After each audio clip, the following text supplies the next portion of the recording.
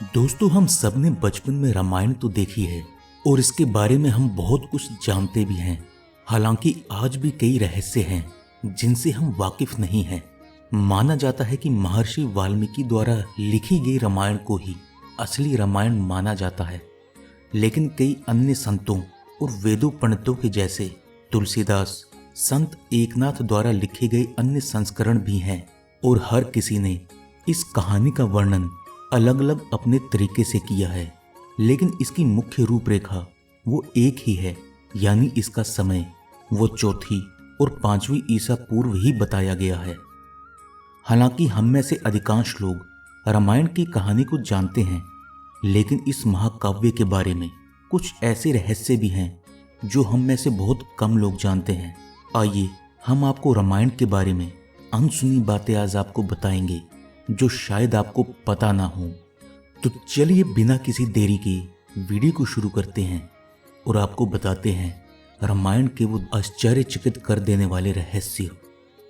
दोस्तों, ये बात तो हम सभी अच्छी तरह से जानते हैं कि रावण ने वेदों का अध्ययन किया था और बहुत ही अच्छा विद्वान था। लेकिन क्या आपको पता है कि वो वीणा का भी एक बहुत उत्कृष्ट वादक था और उसके ध्वज में जो उसके रथ पर लगा हुआ था, उसके प्रतीक के रूप में वीणा वाद्य यंत्र होने का कारण भी यही था। हालांकि उसने इस कला को कभी भी तवज्जो नहीं दी, लेकिन फिर भी उसे ये वाद्य यंत्र बजाना बहुत पसंद था। दोस्तों, क्या आप इस बात को जानते हैं कि लक्ष्मण को गुडाकेश के नाम से भी जाना जाता है। ऐसा माना जाता है कि लक्ष्मण अपने भाई और भाभी की रक्षा के लिए 14 साल तक वनवास की पूरी अवधि तक सोए नहीं थे। इसी कारण उन्हें गुडाकेश कहा जाता था। जब वन में पहली रात नींद की देवी उनके सामने प्रकट हुई, तब राम और सीता सो रहे थे, तो लक्ष्मण ने देवी से अनुरोध किया कि वह उन्हें पूरे 14 वर्षों तक ना सोने दें, ताकि वह जाग कर उनकी रक्षा कर सकें। इससे देवी बहुत प्रभावित हुई और इस शर्त पर वरदान दिया कि उनकी नींद किसी और को सहन करनी होगी। और वो काम संभाला लक्ष्मण की पत्नी उर्मिला ने, और वो पूरे 14 साल तक सोती रही। इसीलिए वह कहानी में ज्यादा नहीं है, लेकिन रावण पुत्र मेघनाथ को मारने में लक्ष्मण की मदद करने का एक बहुत मजबूत कारण बनी। दोस्तों, अगले रहस्य जो है वो आता है लक्ष्मण रेखा से संबंधित। वाल्मीकि रामायण में लक्ष्मण रेखा जैसी कोई बात नहीं हुई थी। इस पूरी रामायण कथा का सबसे दिलचस्प प्रसंग लक्ष्मण रेखा है, जिससे लक्ष्मण जंगल में उनकी कुटिया के चारों ओर एक रेखा खींचते हैं। जब राक्षस मारीच का रूप धारण कर उसे मारने की कोशिश करते हैं, मरते समय राक्षस राम की आवाज में लक्ष्मण और सीता को पुकारता है। इसलिए सीता ने लक्ष्मण से आग्रह किया कि वह जाकर अपने भाई की मदद करें, क्योंकि वह किसी परेशानी में हो सकते हैं।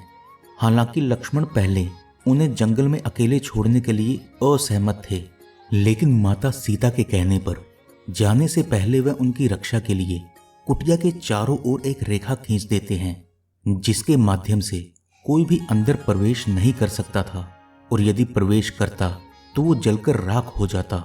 इस पूरे प्रसंग में अज्ञात तथ्य ये है कि ये कहानी वाल्मीकि रामायण में नहीं है, लेकिन रामचरितमानस के लंका कांड संस्करण में इसका उल्लेख रावण की पत्नी मंदोदरी द्वारा किया गया है।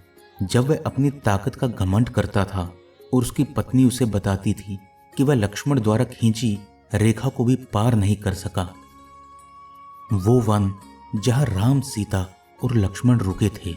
दोस्तों, ये हम सभी जानते हैं कि रामायण का महाकाव्य कहानी राम, सीता और लक्ष्मण के 14 वर्षों के लिए जंगल में जाने, राक्षसों के राजा रावण को हराने और उनके राज्य में वापस लौटने के बारे में है। लेकिन वह कई साल जंगल में रुके, लेकिन बहुत कम लोग जानते हैं कि वो जंगल कौन सा था और उसका क्या नाम था। माना जाता है कि दंडकारण्य वह जंगल है जिसमें राम, सीता और लक्ष्मण ने अपने वनवास के वर्ष बिताए थे। इसमें लगभग 35,600 वर्ग मील भूमि शामिल है, जिसमें छत्तीसगढ़, उड़ीसा, महाराष्ट्र और आंध्र प्रदेश के कुछ हिस्से शामिल हैं। ऐसा माना जाता है कि जंगल तब सबसे डरावने राक्षसों का घर था, इसलिए इसे दंडकारण्य कहा जाता है, जिसका अर्थ है दंडक अर्थात दंडित, और अरण्य यानी वन। दोस्तों अगले रहस्य है कि इंद्र के जलन के स्वभाव के कारण कुंभकर्ण सो गया था। दोस्तों रामायण की एक और दिलचस्प कहानी है कुंभकर्ण का शक्तिशाली नींद में सो जाना। रावण का भाई कुंभकर्ण सबसे विशाल आकार का था और उसे बहुत भूख लगती थी। हालांकि वो एक राक्षस था, फिर भी उसे एक अच्छे चरित्र वाला माना जाता था। हम सभी ये जानते हैं कि कुंभकर्ण लगातार 6 महीने सोता था और फिर खाने के लिए केवल एक दिन के लिए उठता था। लेकिन सच ये है कि वो हमेशा से ऐसे नहीं थे। एक बार यज्ञ करते समय ब्रह्मा उनके सामने प्रकट हुए और वरदान देने लगे। हालांकि देवराज इंद्र कुंभकर्ण से बहुत जलता था और डरता भी था कि कहीं वो मेरा सिंहासन न मांग लें। इसलिए उन्होंने देवी सरस्वती से कुंभकर्ण की जीभ पकड़ने का अनुरोध किया और कुंभकर्ण ने इंद्रासन की बजाय निंद्रासन मांगा। हम में से अधिकांश लोग इस कहानी के इस भाग को नहीं जानते कि जब कुंभकर्ण राम से युद्ध के विरुद्ध था और उसने रावण को सलाह दी थी कि ये गलत है, लेकिन उसने अपने भाई की आज्ञा का पालन करने के लिए युद्ध किया और युद्ध में राम के हाथों मारा गया। नासा भी रामायण और एडम ब्रिज की कहानी को जोड़ता है। दोस्तों रामायण के अंतिम चरण में राम, लक्ष्मण और सभी वानरों की सेना ने लंका के संबंध में एक पुल का निर्माण किया, जहां उनकी पत्नी सीता का अपहरण करके बंधक बनाया गया था। ये कहानी लगभग 17.5 लाख साल पहले की मानी जाती है।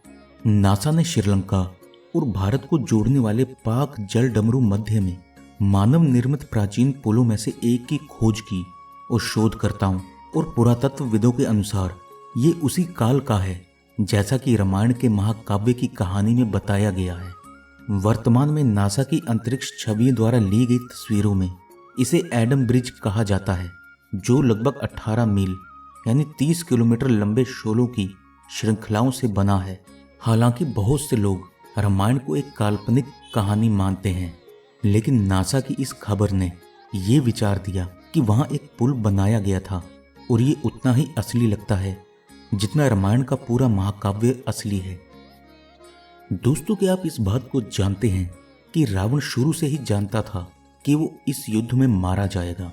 पूरी कहानी के अनुसार रावण को एक क्रूर, सबसे राक्षसी राक्षस के रूप में चित्रित किया गया है, जो सभी पवित्र लोगों का निरादर करता था।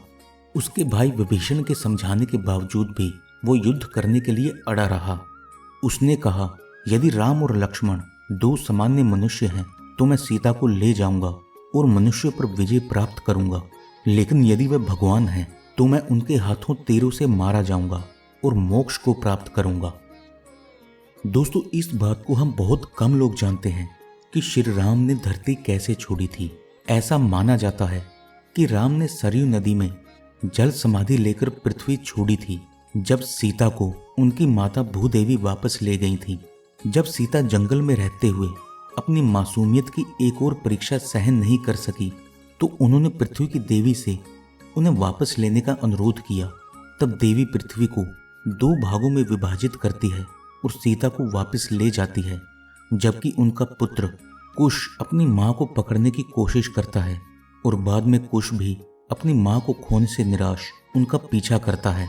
राम को अपनी प्रिय पत्नी को खोना असहनीय लगता है और वह पृथ्वी पर अपना मानव जीवन समाप्त कर लेते हैं और सरयू नदी में भगवान विष्णु के पास जल समाधि ले लेते हैं। तो दोस्तों ये थे रामायण से जुड़े कुछ ऐसे आश्चर्यजनक और रहस्यमयी रहस्य जो आपने बहुत कम सुने होंगे। वीडियो अगर अच्छी लगी हो तो वीडियो को लाइक और हमारे चैनल को सब्सक्राइब जरूर कीजिएगा। जय श्री